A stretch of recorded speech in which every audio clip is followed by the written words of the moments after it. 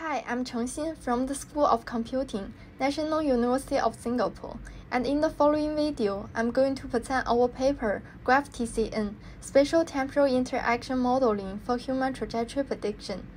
This is joint work with Shaofeng and Gary Dan. Predicting the future paths of an agent's neighbor according to their past positions precisely and timely is essential to the autonomous applications for collision awareness.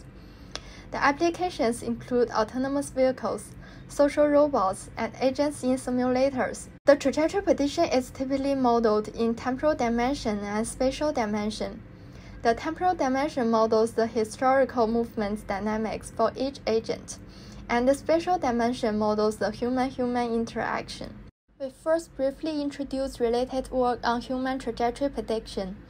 Recent work adopt data-driven approaches to learn spatial and temporal interactions to generate predictions.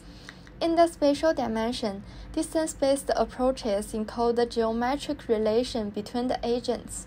Attention-based approaches provide better spatial interaction modeling by learning the relation of agents adaptively through attention mechanisms. However, they ignore the distance feature. In our work, we introduce relative distance features as pair knowledge to graph attention networks to better capture the spatial interaction. In the temporal dimension, ion-based approaches carry the sequence dynamics with LSTMs. However, they suffer from slow runtime and gradient vanishing and exploding. Many works instead adopt CNNs, which can effectively capture temporal dependency and greatly improve prediction efficiency. However, they ignore the spatial dimension or relative spatial relation. In our work, we propose to capture temporal interaction of agents with CNNs for faster runtime, along with edge feature-based graph attention networks for better spatial modeling. Here, we show the overview of our proposed framework, which comprises 3 modules. In the spatial module, at each time step, the pedestrians are constructed as a direct graph, where the node corresponds to the pedestrian and the weighted edge represents human-human interactions. EFGAT introduced relative spatial locations as pair edge feature knowledge, which fits together with node features into graph attentional layers to learn a self-adaptive adjacency matrix.